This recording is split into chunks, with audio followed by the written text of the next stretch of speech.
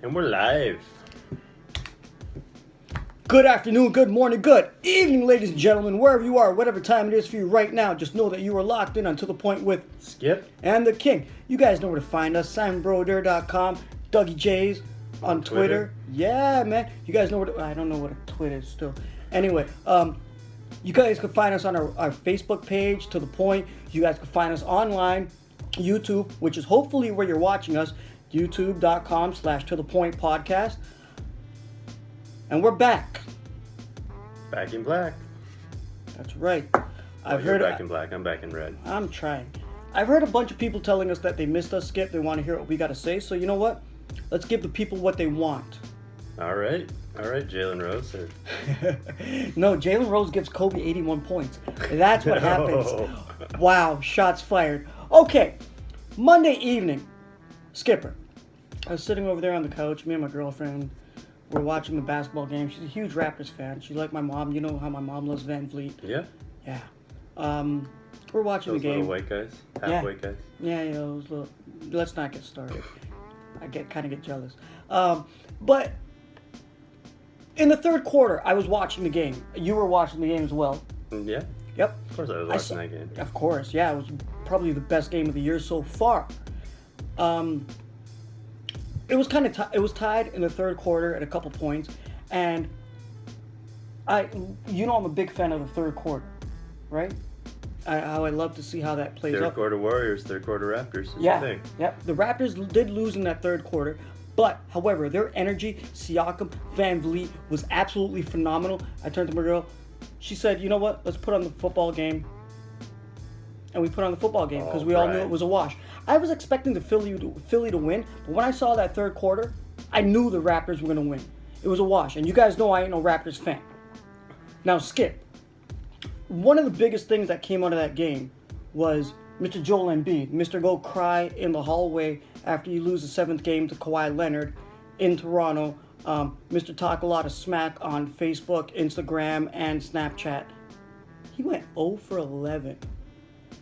Now, 0 points. Zero. 0 points. 0 points. 0 for 3 from the free throw line. 0 from 4 from 3-point line. And 0 for what? 11 in total? I think so, yeah. Yep, 0 for 11 in total. Now, my question to you, Skip, and I'm sure the people out there do want to hear this. Was it the fact that the Raptors had a stifling defense on him, or was it that he just plain sucked that game? Well, it was absolutely the defense. I mean, you look at what Gasol did to him in the playoffs last year. Everyone says Horford is the Embiid stopper, but Gasol has shown that he's the Embiid stopper. Yeah. And I was mad. I watched an American TV show the next day, and they were talking about how the only Embiid stopper is on Embiid's team now, and Al Horford. Meanwhile, Gasol literally the night before had just completely shut down Embiid. We know We know that the Raptors play a really great stifling defense. We've seen it against a bunch of players this year. We've seen them shut down LeBron. We've seen them shut down Kawhi. We've seen them shut down Damian Lillard. Yes! All of those guys had less than, I think, 12 points in their games against the Raptors. Yep. These are some of the best scorers in the league.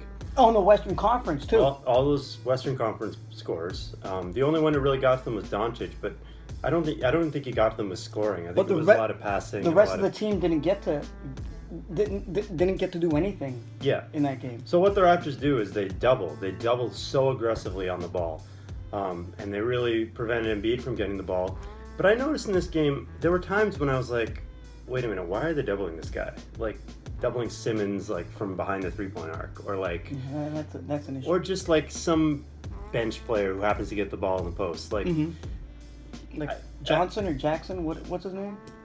I don't even know who you're talking about. Some guy in there. Yeah, I saw him. It was horrible. Come on. Anyway, so their aggressive doubling schemes, they're working really well so far. I mean, I sort of wonder, because you look down the box score, you see Jason Richardson had 25 points in this game. He hit a bunch of threes because he was the guy the Raptors were helping off of, obviously. Yeah. He's supposed to be Philly's worst scorer. He got free. He got wide open for threes, and he started making every shot. He was Django Unchained, man. Yeah. He got free. But that's what they did. They sacrificed Jason. What's his name? Jason Richardson. Jason Richardson. I don't No, know it's this Jason guy. Richardson. No, Who? it's the guy they traded for Jimmy Butler. I can't Who? remember. I thought it was John Richardson for a second. No, Who? it's Jason Richardson. Who? Um, Who? Skip. well, I scored 25 points. I mean, he Yeah, had a you good did. night. Didn't help. Anyway, I'm a little concerned about their aggressive doubling scheme because if a team is out there that has an elite three-point shooter like a Danny Green who's Or getting those JJ shots, Redick. a JJ Redick. I mean, the Pelicans. Yeah. Not worried about that, but A player that tight. it made me a little nervous watching this game because you looked up and the Raptors had held Embiid to 0 points, and in the fourth quarter, Philly had a 4-point lead, and you're like, or a 5-point lead, and you're like, okay, this is not ideal because if Philly wins this game without Embiid scoring, then suddenly they're so much more confident going forward. Do you think? I have a question for you. Based upon what you're saying, do you think that is maybe, like, I know you're worried about the double team towards the other players on the other teams, which is understandable because sometimes you don't want to send that out there. But with the Raptors' energy, with the young guys such as OG, Boucher, Hollis Jefferson, your boy Hollis Jefferson, Hollis your Jefferson's boy, been amazing. your boy Davis. Yeah. The way these guys have been playing, like with their energy, getting out there, running down the court, stopping, locking on D. Did you think that had an effect on the way the Raptors beat the Sixers? Because both of us were just, guys, I'm sorry, we were just looking at the stats, and both me and Skip looked at each other and we're like, how did the Raptors even win that game? Yeah. I think it might have been the energy. Everything do you everything think so? was pretty even. The Philly had the edge on threes, 15-11. Yeah. Yep.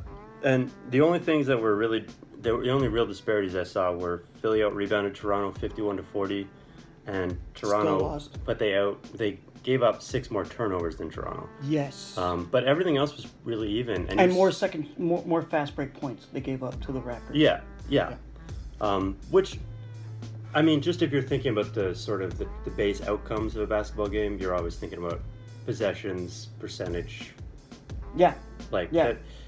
that's why I don't really look But- too much to points in the paint. But what I'm fast break asking you is, points. like, watching the game, did you notice like a difference in the Raptors' energy Yeah, well, that night? I think that's just how the Raptors play. I think as long as they're playing a good team. I mean, they didn't really have that energy against Atlanta, but as long as they're playing a really good team, they blitz like fuck, man. Like they blitz like it's and Sorry, that's we'll kind bleep that out. of yeah. That's kind of what I'm saying about like.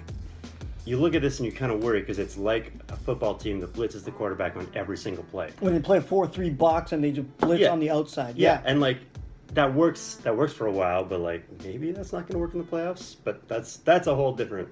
when kettle we of get fish. when we get to the playoffs, because Toronto's already been to the playoffs. Skip, I didn't look a lot too much into the stats, my man. Well, we haven't even talked about the good players on the Raptors. Siakam knocked in 25. I Yep. didn't think he was particularly amazing on this night, but I thought he was great in the Obviously- third quarter. When I saw his Yeah, he energy had- in the he had third a quarter, I said that was it. It was done. he had a It's good over. stretch in the third, and It's a then wrap. right at the end of the game. That's what Yeah. you want. You want a guy who can come in. They're in the middle of a 13-2 run. I think it was maybe even a 10-0 run. No, it was a 13-2. It was 13-2, but I 13-2. think they scored the last 10 points.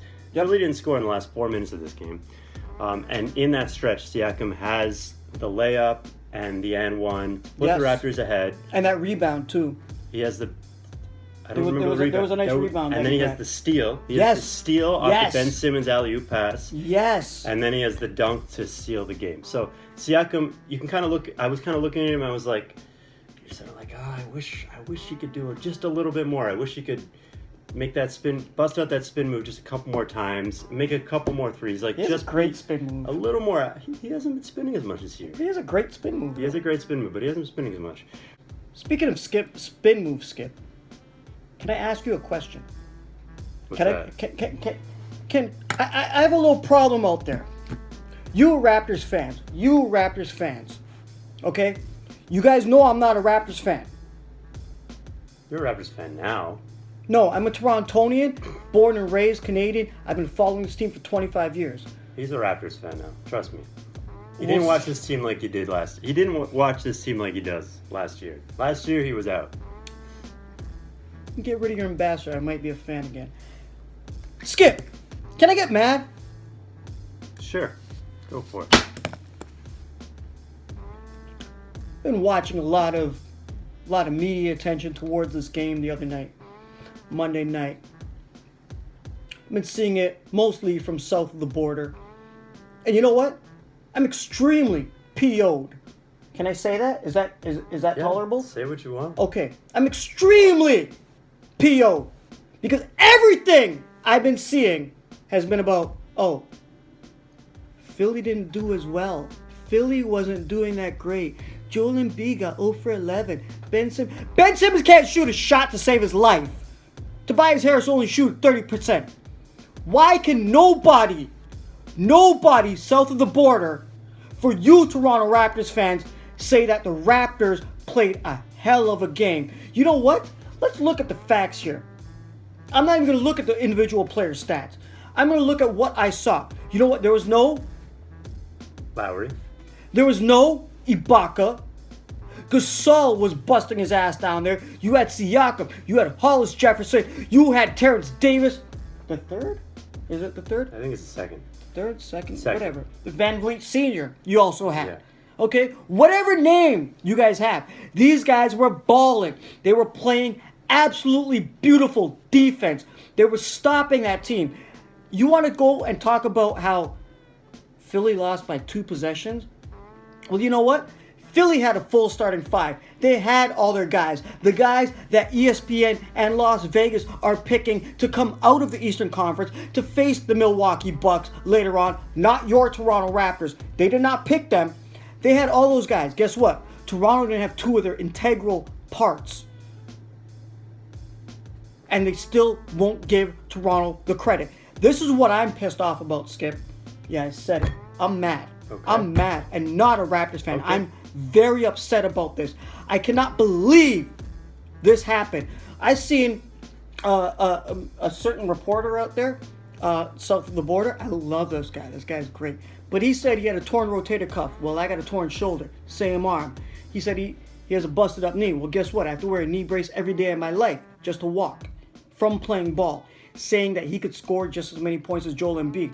Well, you know what? You wouldn't have. You wouldn't even been on the court. Okay? I gotta say that. Because to me, that is blasphemous. What he said before about Joel Embiid not getting his big, the quote was big behind towards the rim. Yeah, you know what? You're 100% right about that one. But don't compare yourself, because this American media that we're getting south of the border that still did not give your Toronto Raptors 0 credit, saying they did not want to come here for the finals, but then having to sit there and sulk it up and suck it up by watching them win the championship with a first-year coach, Nick Nurse, and Kawhi Leonard, greatest one-year rental. They still will not give Toronto any credit. Skip, right now, we both know Toronto is tied for second in the Eastern Conference, just like last year at this point. The only difference is they're tied with Boston and Miami. Huge surprise. Like, give me... Yeah, Miami's been good. Who believe that? They're going to get DeRozan soon.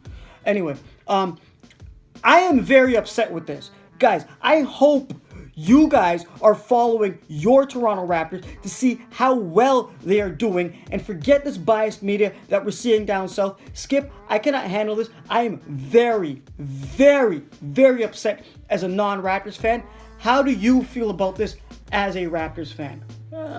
I mean, I'm a little over the U.S. media hates us narrative, but I was watching some of these and they were really focusing on Embiid's 0 and not really doing a lot of taking credit for who it was that made Embiid only score 0 points. Mm-hmm. I mean, Embiid kind of looked like a drunken oaf in the post, I'll be honest. Like, you saw him fumble the ball out of bounds, but that's kind of just what he is. Like, he's a big, slow, rumbling monster. And when you got a guy like Gasol who's in there who can actually defend that guy, then you need him to have some other kind of moves, and he doesn't have the moves.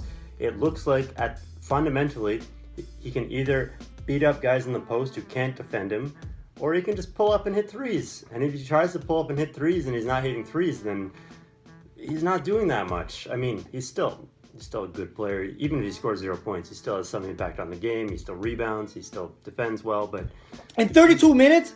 Yeah, but he's not... He doesn't have that kind of versatile bag of tricks that a really, really elite player might have.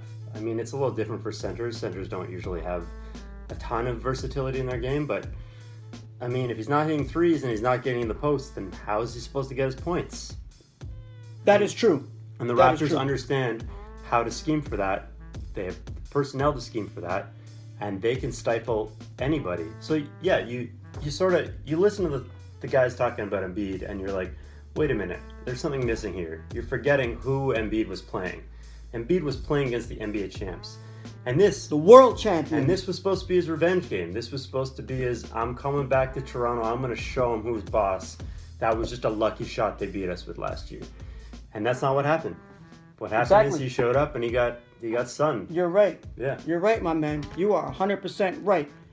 I did not like what was said, or what the lack of therefore saying for you Toronto Raptors.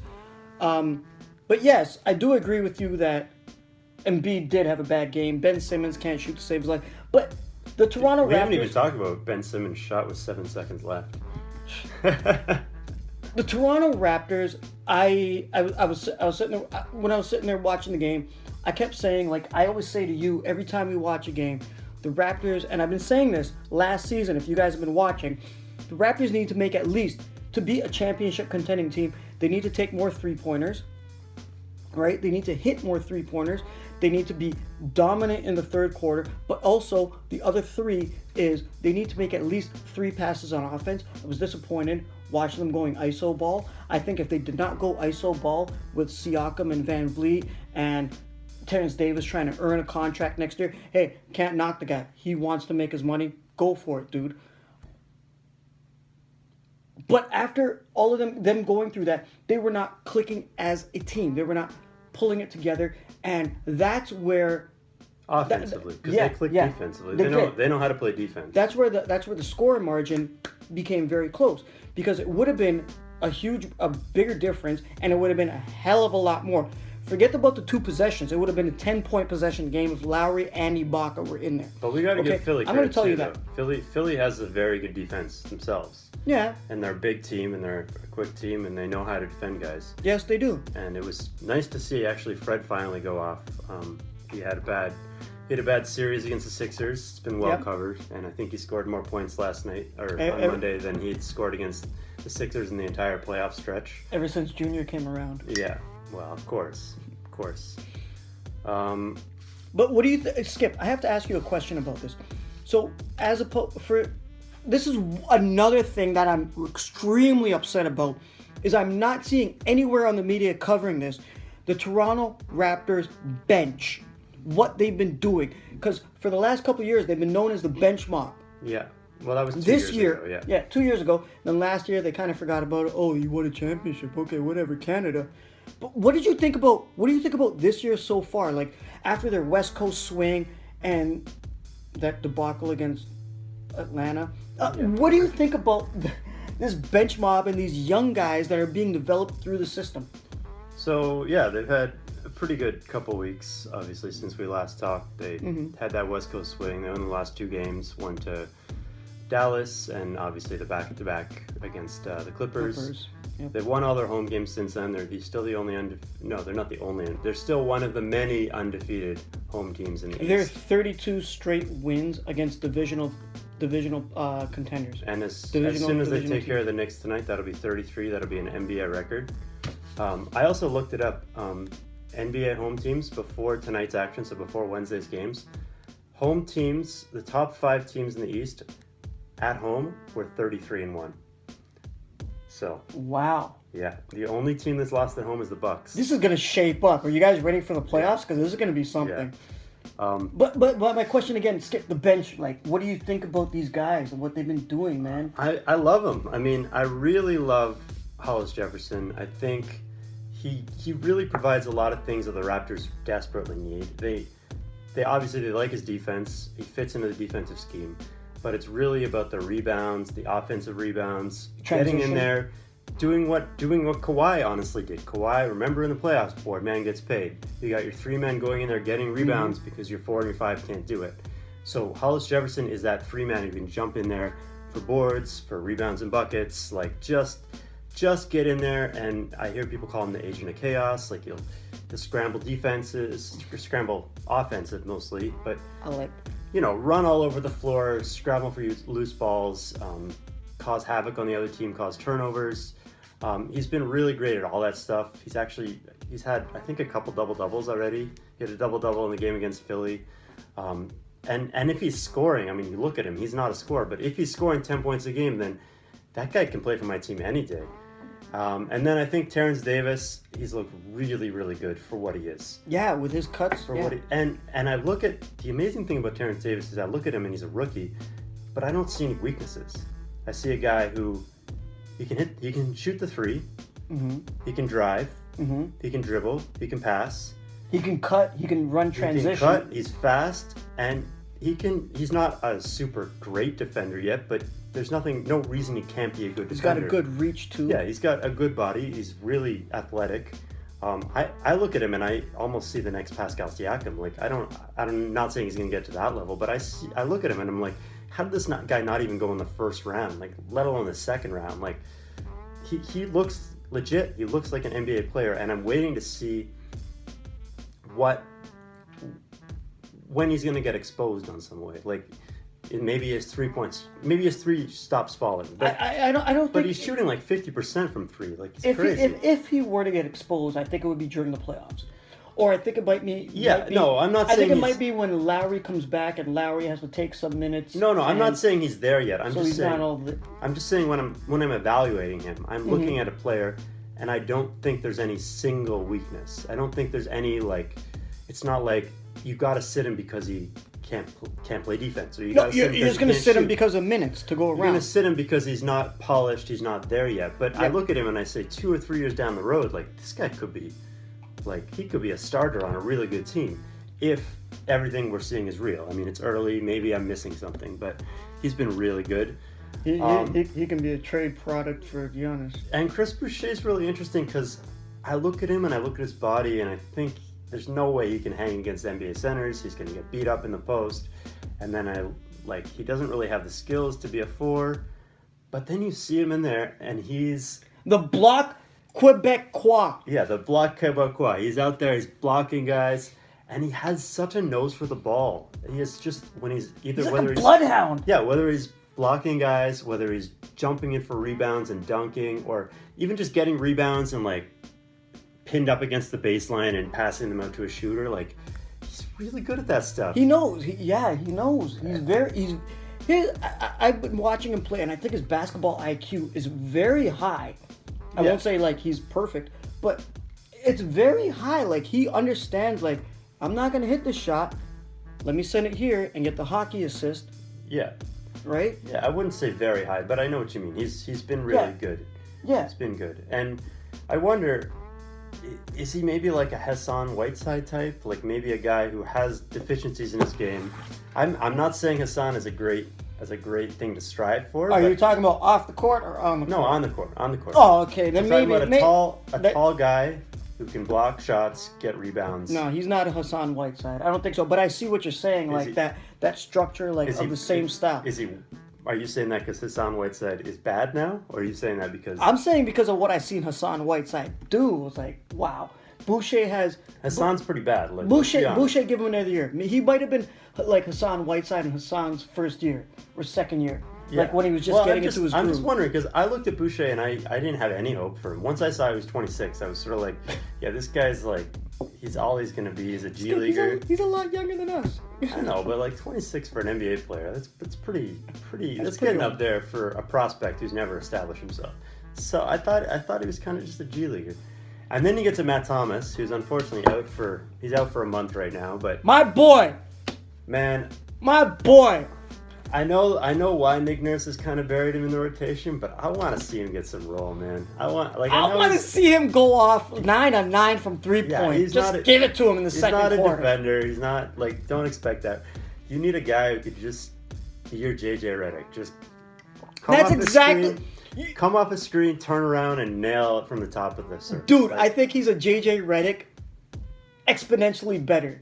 JJ Redick is tried, true, and tested. We all know this. He's never missed a season in the playoffs since Yeah. he's been in the league. We all know this. Until But this year. Thomas, Yeah, I mean, I really like Matt Thomas, but yeah, he's going to be buried. And once everyone gets healthy, he's going to be kind Yeah, of he's that gonna- 11th guy. But he's gonna be like Tyler That's Hansbrough, okay. where he could be so no, good he's for a the team and rookie. just Like gone. next year, maybe we'll see. I like him. I think he's got more use to this team than some other guys. Let's put it that way. Oh, he's been running. He's been going off crazy. I love when he. I'm not gonna lie. You can ask my family when I'm watching the game over there. I will stand up and every time he gets the ball. Can I Like say? this guy brings me out my seat. Like I don't know what it is about him. Yeah. Like he. No, he's nice. I know what you mean. Yeah. He's my second favorite white guy. Oh, I'm number one. Yeah, you're number one. Thanks, honey. Yeah, I love him. Love watching him. One other thing, this isn't bench related, but I think Van Vliet looks more and more like Lowry every day. But he also looks more and more like he's going to get overpaid in the offseason. And I'm not so sure the Raptors want to be paying him $21 million a year or whatever it is. But He also sounds does, like a lot of people want him to, so we'll see how that goes. He also does look more and more like he's putting on britches that are too big for him. Well, he's doing a great job this year. He has been, but I've seen a lot of horrible decisions. Yeah, I mean, he still has weaknesses in his Which game. is And I sad think games. at this point, especially people in the States, have been talking about for so long. Like, this is the guy who hit all those threes in the finals. Like, I don't know. I think the Raptors might have to have a walking away point with him in the offseason. But love having him on the team this year. We'll see. There are going to be a lot of happens. changes for the Raptors at the end of the season. Yeah. And by next trade deadline, which, of course, you guys have me and Skipper. We're going to cover this.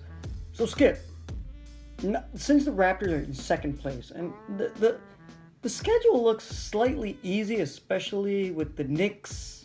Yep. You They're know, playing the Knicks right now. We don't know the outcome of this game. for the right now. next little while, like it looks pretty. It looks like the Raptors can coast a bit until they get back two of their main stars. How do you feel about this going forward from what you've seen? Well, I think it is a cause for concern because I think a lot of people are looking at the Raptors' record and saying, "Oh, they're 12-4, they're doing great." I think it's 12-4. 13-4. 13-4. They're doing great. Oh, They've- 11-4. 11-4. You are correct. I'm not quite sure. We'll have to check the outcome We'll of this check game. it. But they've been off to a great start, and it's really easy to sort of say, "Wow, it's amazing. They beat these guys on the West Coast. They haven't had Without their best players. any bad games so far." But then you look down the schedule, and I only count two of those games that were signature wins. I count the Laker game, and I count the Sixer game. Those were games against teams that are expected to be in the playoffs, expected to be elite in the playoffs, that the Raptors won. Pretty much every other playoff team the Raptors have played has beat them on the road, mind you. They've all been road games. So Yep. the Raptors have won all their home games. They've won all their games against teams under 500. They've taken care of business. They have not let up at all. Yep. And that's why they're out to this great start. But I think there is a bit of a cause for concern that we haven't really consistently seen them play and beat playoff teams. And that goes for basically everyone in the East. I'm going to disagree Goes with for you. Miami. Goes for Miami for sure. I'm going to disagree with you on this one. What? I think the Raptors had it pretty rough so far for the beginning of the season. Look at the teams they had to play. That West Coast swing, let's just say, even look, Portland, Clippers, Lakers, back-to-backs. Yeah, but Portland's bad this year. The Lakers are really good. They That got was Carmelo. a really good win. They didn't have Carmelo that game. Not that Carmelo is. Anyway. But I thought they came out pretty well. They held their head high because it was what, like, 5 games in a matter of 8 days. Yeah, It was a pretty short span. I'm not like, complaining. Send them out to a different time zone and have that, because I think again, let me put on my tinfoil hat. Down south, they just wanted, oh yeah, they're the champions. Let's give them a losing record. You know what? The Raptors went down there and they whooped their. Yeah. No, I mean, I'm not complaining about how the Raptors have played. I think they played amazing. I think they've really showed us something. I just think before we get ahead of ourselves, before we start putting them in the finals again, We? You mean you? take a look at the record, the teams they played, and the fact their schedule doesn't get hard until probably mid-December or early December. December when they play Boston. They play Boston. That's when it's going to start. They have that home Clippers game. That's going to be a big game. December Kawhi's 11th. return. We'll be December back 11th. for you guys We'll be back on that game. I'm just saying, like, hold your horses a tiny bit. I think they played great defense. I think they really showed us something. I just want to see. I'm waiting for those really big games to start coming in, and then we can see what this team is, because we know what last year's team was. Yeah, dude, I can say no Kawhi, no Danny Green, no Kyle Lowry, no Serge Ibaka. Yeah, no, absolutely, and they're still rolling. They're still a very exactly. good team. Yeah. So we got a lot to look forward to. We hope you guys have a lot to look forward to, guys. This has been really good this season. We welcome you back. We've heard your feedback. We know you guys want to hear about us. We understand. You know I'm going to get pissed about this down south media talking all kinds of stuff, and they ain't going to say nothing about us. We're bringing it for you guys. We hope you guys are enjoying this just as much as we are. There's no need to. Tonight, I think the Knicks are playing. There's no even need to watch the game. It's going to be a wash. I say Raptors by 18. Check the score tomorrow after the Raptors watch the Knicks, but we'll see. Yeah, it's going to be a wrap. Guys, more importantly, what we got to say is what you guys got to say. Stay tuned for the next video, which is coming right up, and we will get back to you guys. You guys are going to debate us on this one. You guys are going to debate us on the next one. Good afternoon, good morning, good evening, and good night. Peace.